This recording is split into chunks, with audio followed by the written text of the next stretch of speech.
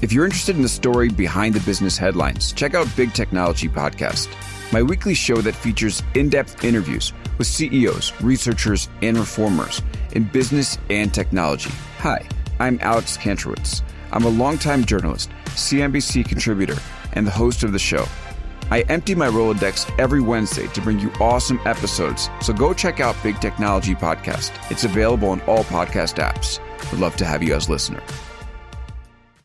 From LinkedIn News, I'm Jessie Hempel, host of the Hello Monday podcast. Start your week with the Hello Monday podcast. We'll navigate career pivots. We'll learn where happiness fits in. Listen to Hello Monday with me, Jessie Hempel, on the LinkedIn Podcast Network or wherever you get your podcasts.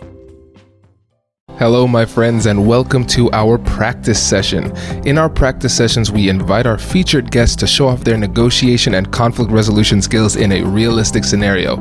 In this session, I want you to pay attention to what our guest does and not to what I do, because while they are trying to show off their skills and teach you, I'm trying to frustrate their efforts in different ways through things like aggression, annoyance, emotionality, or awkwardness.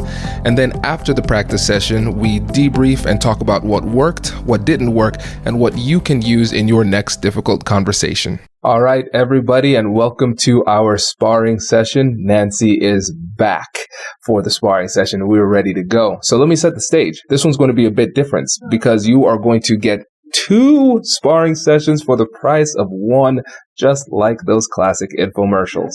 2 for 1, could it get any better? This is great. So the first sparring session is going to be me acting as Nancy's client. And so it'll be a conversation that she would have with the client. She's going to set the stage and give us an idea of some of the challenges that might come up in the conversation that she has to work through as a coach. So we're going to see how those negotiation skills operate as a coach working with a client. So I'm going to try to be difficult in different ways for that sparring session. And then we're going to do a breakdown. We're going to talk about what happened. And then we're going to have the sparring session that you have been waiting for, where Nancy acts as the client would in the difficult conversation that they're prepping for. So the conversation that we're prepping for is a difficult conversation where the person continues to get interrupted. So we're going to see how Nancy would coach somebody in preparation for that conversation, and then how the client should comport themselves as the conversation actually happens. So, Nancy, let me hand it over to you to give us a little bit of additional context before we start this unscripted, difficult conversation. So the women and men that I coach tend to come to me when they are looking to level up their game. So it could be executive presence. It could be communication skills. It could be that they're stuck, somewhat stagnant in their career, and they want to think about what they want to do next. It could be people who maybe are struggling with imposter syndrome, even though we don't like to call it that. Feeling like an imposter, let's call it. People who really just need help speaking up. Perfect. Great. And describe the character I'm playing. So, Kwame, you are a senior level executive, either managing director or somewhere around that level, C-level or SVP level. You are pretty well established in your career, but you feel as if sometimes you struggle and you trip over yourself when you're trying to advocate for yourself or for your team. You feel that that's holding you back. You want some help with your executive presence and being more persuasive when you are trying to communicate your value or the value of your team. Love it. Yeah, this will be great. Awesome. So let's jump into the session. Nancy, thank you for taking this session on short notice. I really appreciate it. I have this conversation coming up, and I really don't want to mess this up, and I need some help. Okay. Well, first of all, thank you for trusting me to help you, because I know how important this is for you, and I know it's an investment. And let's see if we can figure out kind of what's going on. So you mentioned that you don't want to mess this up. So tell me why this particular situation is so high stakes for you. I feel like my career is on the line, honestly, and I've been working so hard to get to this point, and now I have an opportunity to pitch my idea for a new a new strategic approach for the company. And it's a very traditional company. We've been doing things the same way for a very long time, and it's been successful for sure. Clearly, we're a large company, but times are changing. Technology is having an impact on the way that we do work. The company is more diverse than ever. Our clientele is more diverse than ever. And I feel like we need to make some adjustments in order to make sure that we can survive into the next generation. But I'm reaching resistance, and I just don't think anybody's going to take me seriously. I don't even think we should. This is kind of a stupid idea anyway. I should just, they have their strategy. We should just keep on the strategy. I don't know why I keep on trying to step out of line. This is kind of dumb. Okay, so I just heard a lot. So let's start with the first thing I heard you say, which is you think that your career is on the line. So here's what I would ask you, Kwame. Is your career really on the line? Is it that much of a catastrophic situation? Like, let's say you present the idea and it doesn't get wings. Is that the end of your career, really? Yes. That would be horrible. That would be absolutely horrible. Because if I try this and then it doesn't work out, then that's on me. Then I look bad. And so we were doing things all one way, all like for decades. We've been doing this all one way. And here comes Kwame thinking he's special. He tries something new. Now this fails, and it's a clear A to B connection between me and that thing. It probably is not even worth the risk, honestly, now that I'm saying that out loud. It seems really dumb. So tell me a little bit more about the company, because you mentioned that you have this great new strategic approach. It sounds like it might be innovative. Is innovation rewarded at your company? Does the culture support new ideas? Our CEO always says if it makes dollars, it makes sense. So it just is completely contingent upon whether or not it makes money. Okay, so will this new idea make the firm more money if they adopt this new idea? I think so. I think it's pretty clear. But anything can happen. I could be wrong. But I do believe that this is something that could help the company for sure. Okay. So you think it will make more money? Are you able to demonstrate how this idea will make more money? Because at the end of the day, if you're going to present your idea, you need to be able to tie it back to the so what. So what is the end result of this idea? So if you were to move forward with this new strategic approach, what's that so what? Well, I've actually done a lot of research on this, Nancy. So based on my numbers that I've run on this, conservatively speaking, could probably add 5 to 7% to the bottom line if I'm speaking conservatively. But if this really hits, I believe it could be maybe 10 to 15%. Great. So you're looking at 5 to 15% in... Correct. This is incremental, right? This is incremental revenue to the bottom line? Yes. Okay, great. So that's awesome. So there's your first point, right? So when we frame things, we try to frame them in threes because people remember things in threes. So my job, Kwame, is to help you pull all this together so that you can present it persuasively. And the first thing we're going to do, we just kind of jumped ahead to framing things in threes, and we have one of them. But the first thing we're going to do is we're going to start with your audience. So who's the biggest stakeholder here for this idea? Well, it depends on the way that you frame it. When we think about the stakeholders, obviously we have the clients who are going to be the recipients of the service. So they're going to be interacting with the strategy outside the company. But within the company, it's going to be the managers and their direct reports who have to be executing the strategies. Okay. And who's the decision maker if this moves forward? Our boss, it seems to want to have their hands in everything. And so ultimately it's going to have to pass by them. But I think it's going to be this, the person that I report to directly right now is the chief operating officer. And so I'm going to have to get that guy on board and then get his blessing in order to take it to the top. Great. So what's important to the COO? What's his name? His name is Steve. Okay. Steve is a jerk. He's kind of mean, and he's they call him. It used to be behind his back, but once he heard it, he actually embraced it. Steve the Steamroller. Okay. Yeah, he loved it. Actually, he thought it was hilarious, and so now he got this little toy of a steamroller. He has it on his desk.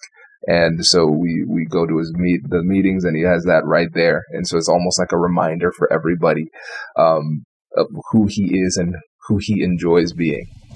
Yeah, that's interesting. So is that really, do you think that maybe is what's causing you to catastrophize this one idea that you're presenting? Is it because of Steve and how you think Steve might react?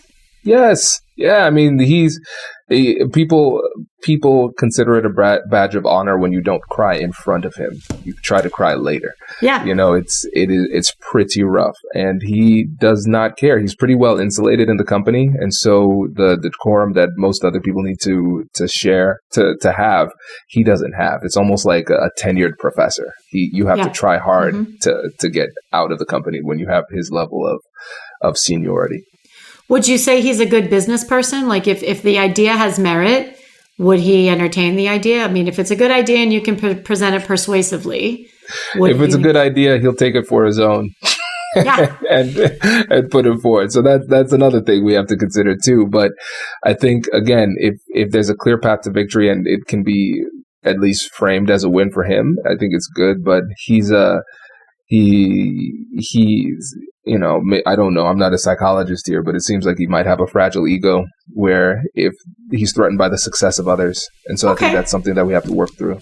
Yeah. Well, I mean, it's always important to understand what's going on with the other person. I think we would probably do well by spending our times together focused on the idea and focus how you're going to persuasively present the idea. So it's always good to know or to try to understand what makes Steve tick.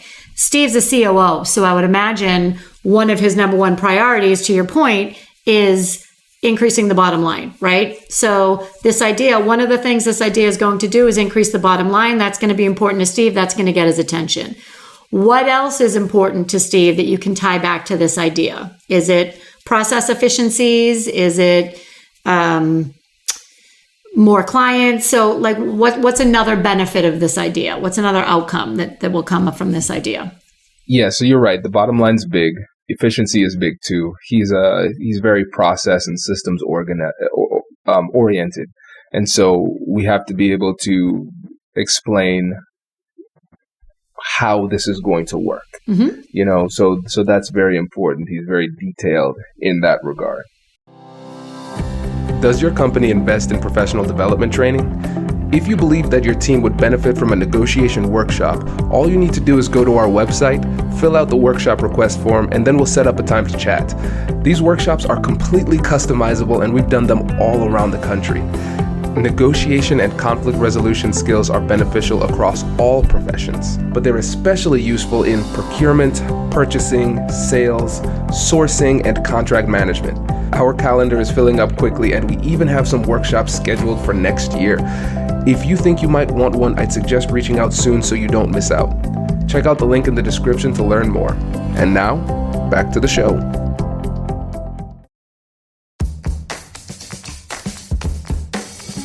Hey you, I'm Andrew Seaman. Do you want a new job? Or do you want to move forward in your career? Well, you should listen to my weekly show called Get Hired with Andrew Seaman. We talk about it all, and it's waiting for you, yes you, wherever you get your podcasts. Raise the rudders! Raise the sails! Raise the sails! Captain, an unidentified ship is approaching. Over. Roger. Wait, is that an enterprise sales solution? Reach sales professionals, not professional sailors. With LinkedIn ads, you can target the right people by industry, job title, and more. We'll even give you a $100 credit on your next campaign.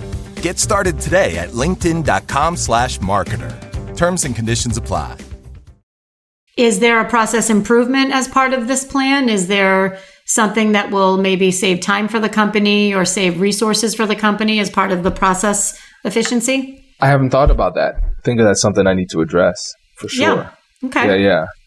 So, I mean, we're not going to solve it all today, but now we have increase to the bottom line. We have some kind of process efficiency.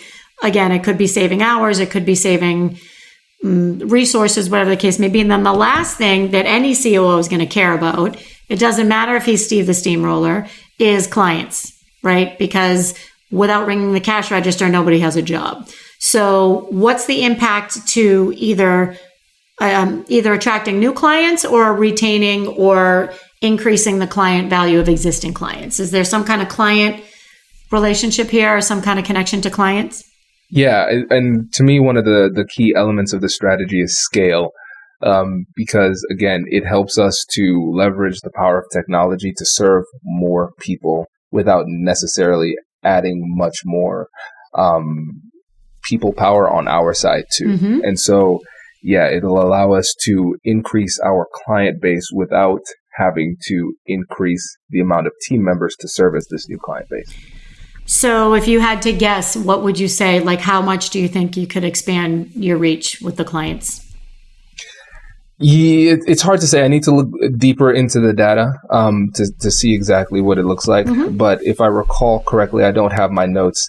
I believe that we could expand the diversity of our clients. And I'm not talking about like racial or gender diversity. I'm just talking about in terms of the problems that we solve. And so I don't think we need to move too far outside of our industry in terms of like what we've already been doing. But I think we can solve more problems, which helps us to serve our current clients in a new way. And then probably some other people who said, oh, we couldn't go with ABC Corp because they don't do XYZ. I think now we can start to service those people as well. That's great. So you think you can get higher, wider, deeper within your existing accounts, and then at the same time, perhaps bring on some newer clients. Yep. Okay. So I don't know if you noticed what we did there, Kwame, but we just came up with 3 really compelling reasons for why this is a good idea. And I know you have a lot of work to do and we need to put metrics on this. Of course, we need to be rock solid with the metrics because you know that Steve the Steamroller is going to want to hear all those. So we have higher, wider, deeper within the existing accounts and new client retention.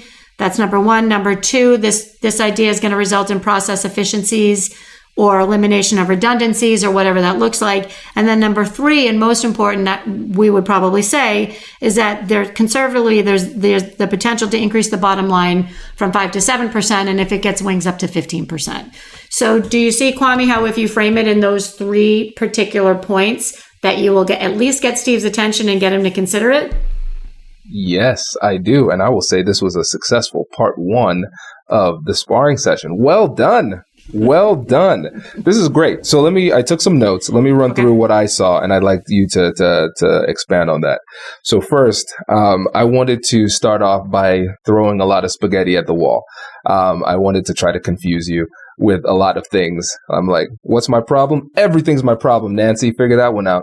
So I wanted to throw a lot of insecurity, a lot of incoherent details, and a little bit of apprehension to even going forward with this. And so what you did was really great because you focused on one thing and then you had me go deeper on that. You said, well, you told me a lot there, but you said you might mess things up. What does that mean? And you went deeper on that specific term. So I gave you a lot of things and you simplified it by focusing on one and going deeper. I thought that was great. You also focused the conversation really well, and you worked through my anxiety because you realized that we're not really going to get anywhere until you can address those emotional concerns too. And so you were really good at suspending your agenda and addressing those emotional concerns until they stopped getting in the way of the conversation. Because again, like you said in the actual episode, there's a difference between facts and feelings, but those feelings are going to have an impact on how we interpret those facts too, right? So you had to address that emotional component. So that patience there was really great. And then I love how you seamlessly started to coach me through how to have the conversation by helping me to organize my thoughts so I can be organized internally so I could share it in an organized fashion externally. And then also focusing on the merits of the idea too, because you recognize that even though at the moment I wasn't believing in myself, I still believed in the idea.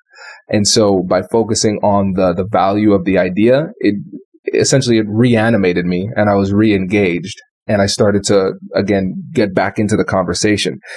Also, if you were to probably do a bit of a breakdown of the conversation, percentage-wise, I was talking a lot more. And so that is because of your curiosity, asking great questions and giving me an opportunity to vent, but also gathering information so you could be a better problem solver. And you set clear targets Because for me, I was coming with a generalized plan, but really no path to victory. But you started to get very clear on what it would take for me to be successful, which helped me to realize that there is actually a plan that could lead me to success if I'm very clear on what those metrics are. And then we can focus the messaging directly toward those metrics, which I thought was really great. So afterwards, I felt very confident in what the path forward was going to be, what the strategy was going to be, and actually what I was going to say at the meeting. And so those are my quick notes, because I was acting and taking notes at the same time. But I'd love to hear your thoughts too. So I think it's interesting because I was extremely frustrated because you were like, oh, it's just not a good idea. And you said that 2 or 3 times, maybe 3 or 4 times. And this happens a lot. So a lot of times, and it doesn't matter who you are in the organization, people will catastrophize the situation. So, and that's why I said, are you really going to lose your job if this idea doesn't get wings? And the other thing that I was trying to get at was, Kwame's innovative. Is the company innovative? Because if not, like if really they've been doing the same thing for 20 years and they don't value innovation, you need to figure out whether or not you want to stay with this company. Right? So, I mean, I would never really leave because of a boss. Steve the Steamroller, okay, we've all worked for Steve the Steamrollers. But if the company isn't a match for what you want to be doing, that would be the next conversation is, well, let's talk about why you're with this company that's not aligned with your values and how long you think you'll be able to be happy at that company. We didn't get to that because you were a great client, and we got right into the actual issue. And that happens all the time. I mean, it happens all the time. Are you really going to lose your job if you don't do well with this presentation? I have that conversation with people probably several times a week. Like, let's take it down a notch, right? If you mess up for whatever reason, it's not the end of the world. So let's get that fear out of the way, is that you might mess up. You probably won't, and we're going to get you trained so that you don't. But if you do, it's not the end of the world, because if you go into the negotiation or the presentation thinking that you have to be perfect, something is going to go wrong. It always does. So you have to have the confidence in what you're presenting to not worry about if you mess this up or the other thing up. Yeah. Well said. Yeah. And you handled that really well. Because I didn't want to let you off the hook when you said, are you really going to lose your job? I was like, yeah, I will. I'm doubling down. So you handled that really well. And the way that you handled it was very smooth and fluid. So I think a lot of people might have missed it. But essentially what you said is, okay, so approaching it with sheer rationality didn't work. I was not in a rational state. But what you decided to do was you shifted again the focus to the idea and the path forward. Okay, so what's the idea? Why do you think it's a good idea? How can you pull this off? What matters to the company? And so I essentially started to talk through it myself. You didn't have to say, Kwame, it's a good idea. It'll make money. They'll go for it. You had me say those things, and you asked questions to get me to say those things. And I calmed down through the process. Yeah, the other piece is the first so what, or the first benefit was the increase to the bottom line. The next one, so you said CEO, and I think, COO. I think COO, process efficiencies, results. That's what a COO cares about. If you had said the CFO, we would have talked more about finance, because that's what the CFOs care the most about. So you know what they care about based on their role. So in order to be persuasive, without having the conversation with them and without asking them specifically, what do you care about? You can make some educated guesses and some assumptions on what they're going to care about. And 99% of the time, that's going to be accurate, particularly if it's a client. Exactly. Yeah. And I think something that's really important for us to realize is, again, the value of patience, right? And I would call it active patience, because I don't like the term patience. I don't like to wait, but it's active patience because you're doing something in the process. Because you could have started off the conversation saying, here's the plan. This is how you articulate it. Boom, boom, boom. Right. But I was not in any way ready for that. we had to get to that point. And a lot of times what's really tough is in these difficult conversations, we know exactly where the conversation should go, and we're confident enough in our skills to know most likely we are going to get it to that point, and we just want to get there. But we have to say, okay, well, sometimes the fastest way to get there is a little bit more circuitous, because I have to clean up the mess that Kwame gave me, have to handle his emotions, and then I need to paint the picture for him, and then I can get to that outcome that I know we can get to, but I have to drop it at the right time. For sure. Yeah. Yeah. Oh, this is great. This is great. Yeah, you were testing my imagination. I was running out of ideas. Well, you were testing my patience. I was running out of patience. I am excited now that freestyle led me to come up with Steve the Steamroller, and I'm pumped to be this guy. This is going to be fun. Okay, so now we're in phase 2 of the sparring session. And so I am going to be Steve the Steamroller, and now you can show what that conversation can look like as the client effectively having the conversation. So let's start off, Nancy, first by painting the picture. I've given a few details on what Steve the Steamroller is like, but I'd like you to paint a more horrific picture based on some of your experiences and your clients' experiences. Give me some characteristics that I can put into play. Steve the Steamroller never lets women speak, like never. Will be mid-sentence and he will interrupt them. Will take a idea and repeat it as his own. So, for example, if I bring up the idea that I think we should only sell dark chocolate in the cafeteria, Steve the Steamroller will not acknowledge it, and then perhaps in the same meeting, perhaps at a future meeting, say, I have an idea. I think that we should not sell dark chocolate we should only sell dark chocolate in the cafeteria. He tends to over-explain, particularly when he's talking with women. Not only, but particularly. And as I said, he really interrupts quite a bit, to the point that it's distracting for everybody in the meeting, and everybody has a problem with it. Gotcha. Oh, this is going to be great. Okay, cool. All right. I've channeled my inner Steve here. Right. So now I'm playing one of my clients, right? Who's getting. Yep. Okay. Yep. Exactly. And we can kind of riff on the same idea, more or less. And we'll take it from there. So great. Let's get started. Nancy, I saw you scheduled this meeting. Yes. And as soon as the rest of our colleagues get here, we can start the meeting. Okay. All right. Can you give me an idea of what this is about?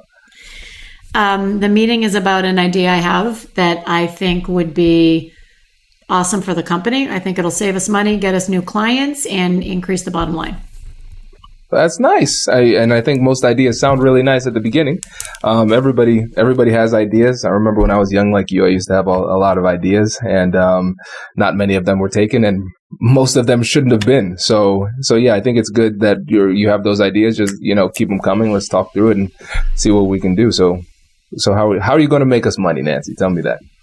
So the idea I have is to expand our portfolio of what we can offer. I've already spoken with the VP of Ops. The portfolio is already, my thing is we already sell too many things, Nancy. That's the problem. We have to simplify. Adding more things to the portfolio, that just leads to problems. And actually, it reminds me of something that I discovered back when I was working at Deloitte in 93.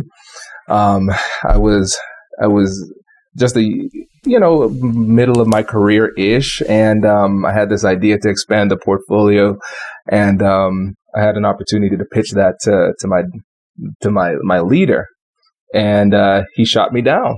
He shot me down because he said, young guns like you always come in with these new ideas, but you haven't figured out how to do the business the right way the first time, and now you want to change the business. Well, I'll tell you what, Steve. I think that this time maybe it won't get shot down. If you can give me just a couple minutes to finish my train of thought, that would be great. Sorry. Go ahead. Are we okay on time? I just want to make sure I'm respectful of your time. Oh no, I'm good. Great. Okay. So as I was mentioning, I think that I found a way. I met with Mike in ops. I met with Mary in human resources. I met with Bob in strategic planning. And they actually all agree that if we could add this one service to our portfolio, we would be able to do it without increasing our cost. And in doing so, we would be able to bring on new clients. Okay. I mean, sounding good. How do you think we do this? So I think the first step is really to get everybody together and to expand a little further. Who's everybody? Who's everybody? Right. So Bob in ops, Mary in human resources, and Mike in strategic planning. And I invited them to the meeting today. They must be on their way. But I think, Steve, if you think that you'd like to explore it a little bit further, which I think you should, I really didn't get into the specifics on the numbers in terms of incremental revenue. The numbers are going to be the most important thing, Nancy, if I'm being honest with you, because I know what you're going to say, Steve. If it makes dollars, then it makes sense, right? That's exactly. How did you know? Well, how did you know I was going to say it? We're looking at about $2 million in incremental dollars and cents if we can get this off the ground. So, oh wow, how soon? Well, as I mentioned, I think we should probably plan to bring the team together, and I'm happy to spearhead that if you'd like. And what I'd like to do is provide you a very quick executive summary. Maybe I can do that weekly if that's something that you'd like to see weekly. You tell me the level of engagement that you'd like. Well, I like to be involved throughout the process, so I think that executive summary would be great. And, Nancy, I think it'd be cool to incorporate see if there's any way that we can kind of maybe not necessarily implement your idea, but take one of the ideas that I've had and kind of see if what you have could add to that idea. So one of the things that I was actually thinking about was adding just one, not a ridiculous amount of things, but just one thing to the portfolio. And I think that would be helpful. That's something that I was planning on doing.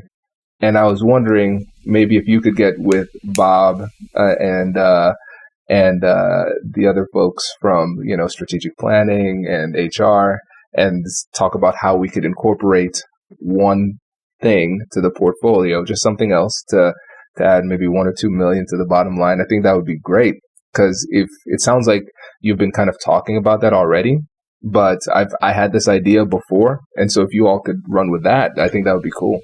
Well, I think absolutely we can certainly try to incorporate it for the betterment of the team. I think what's important here is that we stay focused on this particular idea. The team's already met on it. We're already in motion on it. So absolutely, I think, what is it they say? The high tide lifts all boats. So if this project gets off the ground, absolutely, I think it's going to raise the whole team. So with your endorsement, I'd love to move forward with the idea as I presented it. You're good. I was trying to think of more like ridiculous things to say, but I didn't want to border on cartoonish, with my approach. So you're good, Nancy. That you handled that really, really, really well. This time, I want you to take the first shot at the analysis. Tell me what you felt, what you saw, what you did. I'm checking my blood pressure right now, because I have to tell you, my heart rate is so high. I don't know how to check it on my watch, but I guarantee you it's up there. I was this close to saying no, but I know I can't, right? So that's a really good point, because I was fuming, because I have had my ideas taken before, and not necessarily by men. And it's very weak and it's very childish. And by the way, it always bites the person in the end, but it's not fun. So I was really racking my brain trying to think of how am I going to get him to not steal this idea? Like that was very aggressive of you, Steve. But I felt strongly, I'm not letting somebody know. Like I did the work. I met with these people. It's not about me. It's about the team and the work that's already been done. So I think we can add the most value if we stay on this track.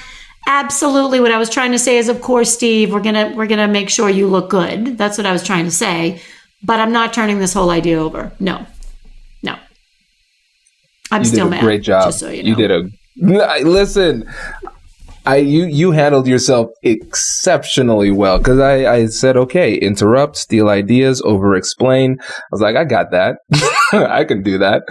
And you handled it exceptionally well.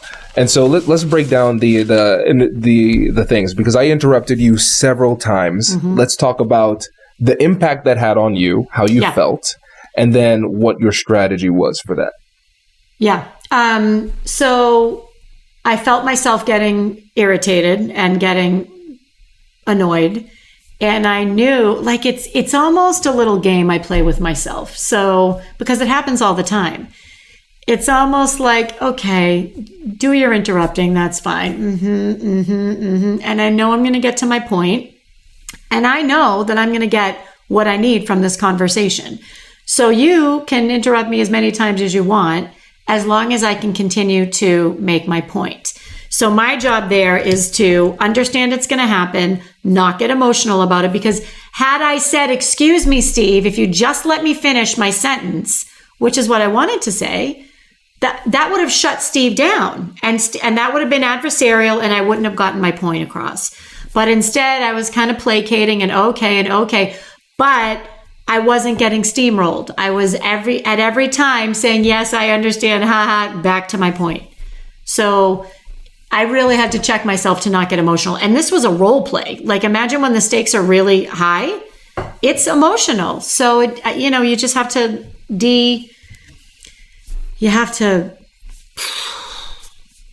take it down. Take it down a notch, right? And here's the thing, because me talking as Steve in this moment, I would have loved it if you would have gotten a little bit aggressive or upset with me. I would have absolutely loved it, because I'm the steamroller. This is my territory. Right. And it reminds me of this saying, you never wrestle with a pig, because both of you are going to get muddy, but only one person's going to like it. Right? It's like, okay, this is great. We want to have an awful argument. This is absolutely fantastic. I've been creating that for decades, And so you don't want to get into that territory, because number one, it's going to take you away from your goals. Number two, you're not going to enjoy it. You're going to feel bad, even if you are successful in doing that. And it's just going to make it less likely that you're going to have career success in this role, because now you've created an enemy when you didn't need to. And there are other ways that you can advocate for yourself and make sure that your voice is heard without being combative. And of course, you could say, but they started it.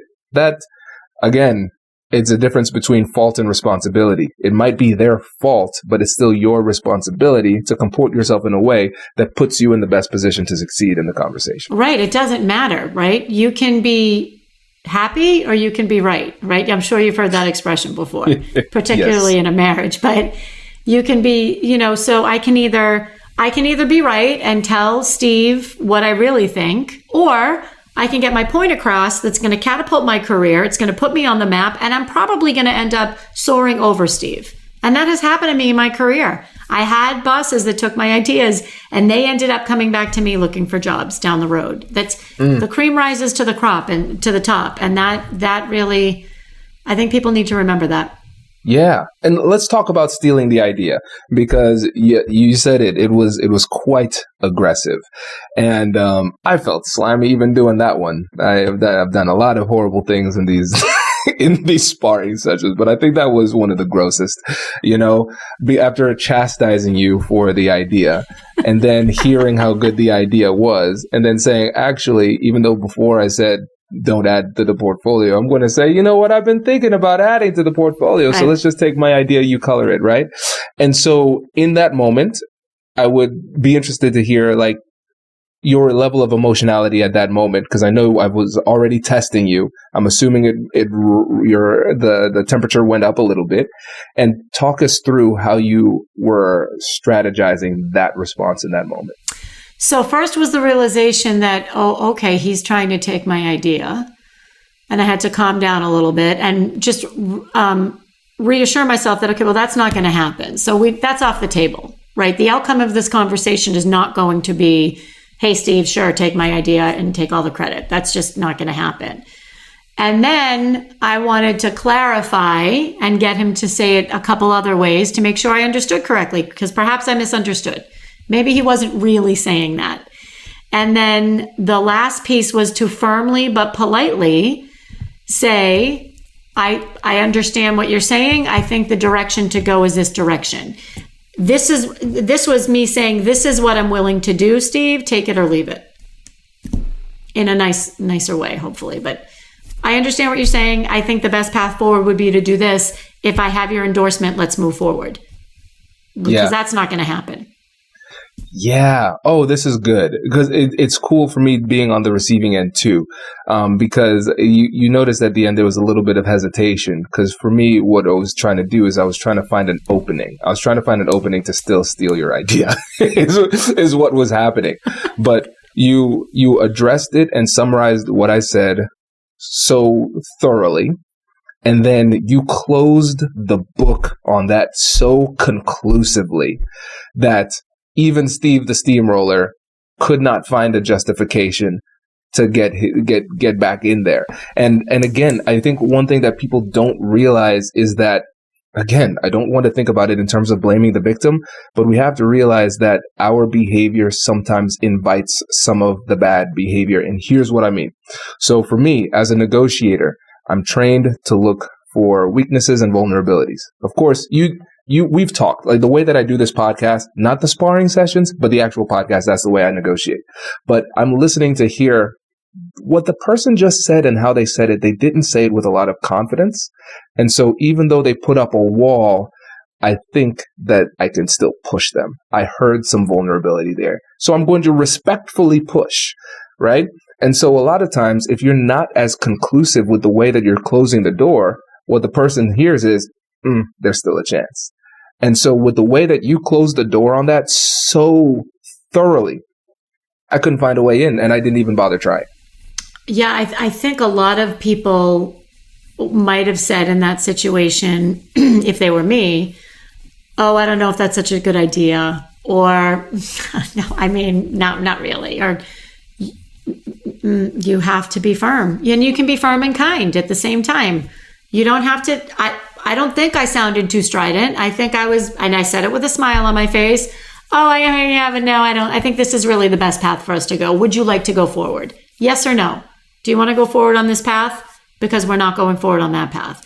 So I think you're right. I think it's a really good point. And that's what I see a lot of women do, because they're a little bit more intimidated. And I was nervous, and because I didn't, I was nervous and I was anxious, but I was not going to back down.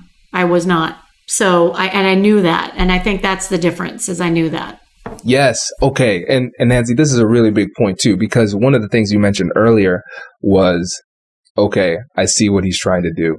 And so I know that I am not going to let that happen. And so we have to realize that self-defense, our ability to defend ourselves, it is completely our responsibility. Steve the Steamroller is not here to protect you, Nancy. You have to protect yourself. And it's really empowering, because the reality is I have choice. I am feeling pressure, but I still have a choice. And so one of the things that we talk about in negotiation all the time is never trade value for emotion, right? And so the emotion comes in different ways. I might be getting really upset, so you give me something to placate me. Or you might be feeling pressure, and so you make a concession in order to take the pressure off of yourself. But at the end of the day, we have a choice. And a lot of times, the bad things that happen in these negotiations happen because we let them happen. A bad deal doesn't happen unless you say yes. And so once you realize, hey, no matter what happens, I've got my own back and I'm not going to let that happen in this conversation, that's empowering. It doesn't make the conversation necessarily easier, but it allows you to operate with a lot more confidence, knowing that at the end of the day, it's still in my hands. Mm-hmm. Exactly. That wasn't going to happen. The other thing I do really quick is, I'm not, I try to I can't think of the word. So when you were playing Steve, I'm like, in my head, Steve's a clown. Like, I've dealt with 1,000 Steves in my day, right? Like, okay, Steve, yeah, we know. So it's, they're going to act like that. I just don't take it seriously. I take my job seriously, and I take the outcome seriously. But when somebody starts behaving that way, it's like, it's nonsense. It's nonsense to me. So when Steve started trying to steal my idea, that's ridiculous. He's not going to steal my idea. So it almost makes it like almost playful for me. Like, yeah, okay. And that helps me just kind of have some fun and be myself and get my authenticity back and not really worry about it. Because this is a joke. Like, this is not going to happen. Steve's a joke. So I'm not saying to go into your negotiations thinking that you're the person you're negotiating with is a joke. But if you're facing a bully at work and you're trying to advocate for yourself, they are. And you need to figure out how in your mind you can like de-emphasize how much power take the power away from them. Steve had no power in that conversation. None. Steve, you can take my idea or you can leave it. There you go. Yeah. So simple. And let me highlight one last thing too, because when I was stealing your idea, as you stopped to clarify, because you let me give it the benefit of the doubt. Maybe he's not trying to steal my idea. Oh, yes, he is. Okay, cool. Now I know for sure. Right. And so when we think about clarification, we think about it usually simply in terms of deepening our understanding for the sake of effective communication. That is just one of the many benefits of clarification. One of the reasons I clarify a lot, other than just for the sake of deepening my understanding, is time. I want more time. And so I will ask questions and clarify to give myself time. And especially if somebody has said or done something offensive and my blood pressure has risen to a boiling point, I say, oh, the Kwame of this very moment is not emotionally equipped to respond in a way that is sensible. So I am going to ask these questions. Essentially, I'm going to pause the conversation and I'm going to give myself the time I need to recover and determine what I'm going to do or say next. Because usually I don't know, especially if I'm flustered. So I'll ask those questions and I'll clarify. And then one of my favorite things to do is say, you know what, Nancy, you just said a lot. Give me 1 second. Let me take some notes. And I will leave them in silence for 10 or 20 seconds as I take my notes. I might not even be writing anything, Nancy. I'm just trying to calm down. And then I'm going to come back with a little bit more focus, usually with a question that is geared towards leading them off of that point. But again, clarification has a lot of benefits, and just slowing down the conversation through clarification is one of them. Totally agree. Absolutely. The pause is one of the most underestimated communication tactics, I think, in the world. Just take a second. Take a second for everybody. Exactly. Oh, this is good. This is good. And I know what a lot of people are saying. They're saying, Nancy, if only you had a book, if only you had a podcast or a consultancy where I could work with you. Could you help them? I can. So I have a book. It's called Unmute Yourself, Speak Up to Stand Out. It's on Amazon. It's on Audible. It's in hardcover. It's in paperback. That's all the things, I think. And then I have a podcast which got launched today called Unmute Yourself, the podcast. Right now it's on Spotify. I would imagine in a few days it'll be on Apple. And I love talking to everyone. So right on my website, there's a button, nancymedoff.com, MEDOFF.com. You can click a call. You can click to set up a call. Fantastic. Nancy, thank you so much. Really appreciate it. Thank you. Congratulations! You've just joined an elite club. By listening to a full episode, you're now officially on the Negotiate Anything team. So welcome aboard. What most team members do is they subscribe to the podcast because that allows them to automatically get the latest episodes of the show. The best things in life lie on the other side of difficult conversations. Keep learning, keep practicing, and keep getting better. Your relationships will improve, your career will soar, and you'll have the confidence you need to get the most out of these crucial conversations. Again, thank you for joining the team. We're excited to have you, and I will see you in the next episode. I'll catch you later.